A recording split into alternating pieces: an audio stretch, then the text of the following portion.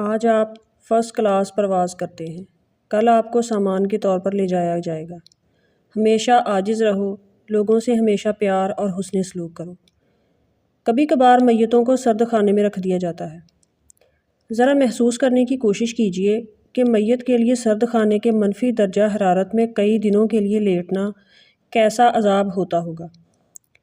یہ عذاب ان کے پیارے ہی انہیں دیتے ہیں۔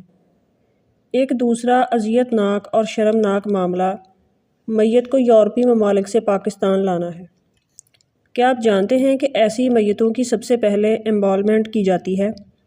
جسم سے خون اور باقی مادے نکال دیے جاتے ہیں اور ان کی جگہ انفیکشن وغیرہ کو روکنے والے کیمیکل داخل کر دیے جاتے ہیں۔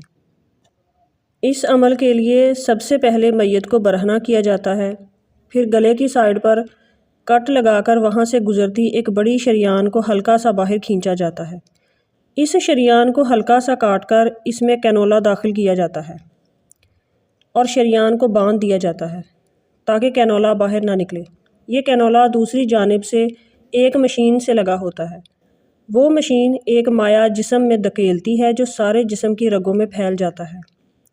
خون کو جسم سے نکالنے کے لیے ٹانگ کے جوڑ کے قریب ایک اور بڑی شریان کو کٹ لگایا جاتا ہے۔ اس کے بعد پیٹ اور سینے میں کٹ لگا کر نرم اعضاء پنکچر کر دیے جاتے ہیں اور کیمیکل بھر کر پیٹ اور سینے کو سیل کر دیا جاتا ہے۔ منہ بند کرنے کے لیے کوئی گوند نما چیز لگائی جاتی ہے یا سلائی کر دیا جاتا ہے۔ اب آپ میت کی حد سے بڑھی ہوئی بے حرمتی اور تکلیف پر تھوڑی دیر غور کریں۔ کیا آخری دیدار اور وطن کی مٹی کی یہ قیمت درست ہے؟ آخر ہم اپنے پیاروں کو اتنی تکلیف کیوں دیتے ہیں؟ صرف اس لیے کہ آخری بار چہرہ دیکھ لیں یا اس لیے کہ لوگ واہ واہ کریں کہ بہت بڑا جنازہ تھا؟ اس سارے عمل سے میت کو بہت زیادہ تکلیف اور اذیت ہوتی ہے۔ رسول اللہ صلی اللہ علیہ وآلہ وسلم کے فرمان کے مطابق میت پر اگر کوئی مکھی بھی بیٹھے تو اسے اذیت محسوس ہوتی ہے۔ اب آپ اندازہ کریں کہ سرد خانے کے منفی درجہ حرارت میں کئی دن پڑے رہنا کس قدر تکلیف دہ ہے۔ مردہ چیختا اور چلاتا تو نہیں ہے، لیکن ایک باطنی شعور یقیناً اس کو حاصل ہے اور روحانی اذیت اور تکلیف یقیناً برداشت کرتا ہے۔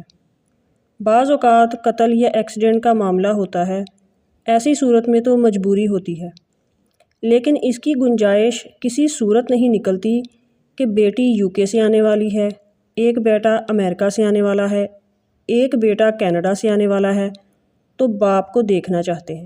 باپ کو چھوڑ کر باہر سیٹلڈ ہو گئے طویل عرصے تک، تب تک تو باپ کی زیارت کا شوق نہیں ہوتا، لیکن مرنے کے بعد پتہ نہیں لوگوں کو کیا ہو جاتا ہے۔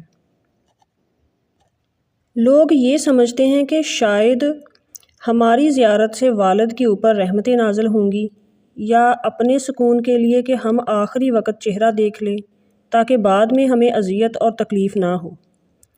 یہ کیسی محبت ہے کہ اولاد اپنی بعد والی اذیت سے بچنے کے لیے اپنے ماں باپ کو تکلیف دیتے ہیں۔ دوسری بات یہ کہ جو شخص دنیا سے چلا جائے اس کے جنازے میں صرف اتنی ہی دیر ہونی چاہیے جتنی قبر کھودنے اور کفن دفن کا انتظام کرنے میں ہوتی ہے۔ اللہ کا یہی حکم ہے، اگر کوئی پیارا دور ہے تو وہ صبر کرے اور میت کے لیے دعا اور صدقہ کرے۔ صرف چہرہ دیکھنے کے لیے میت کو تکلیف نہ دے۔ جس کی موت جہاں لکھی ہے وہیں آنی ہے۔ اگر پردیس میں موت آ جائے تو وہیں قبر بنانا بہتر ہے۔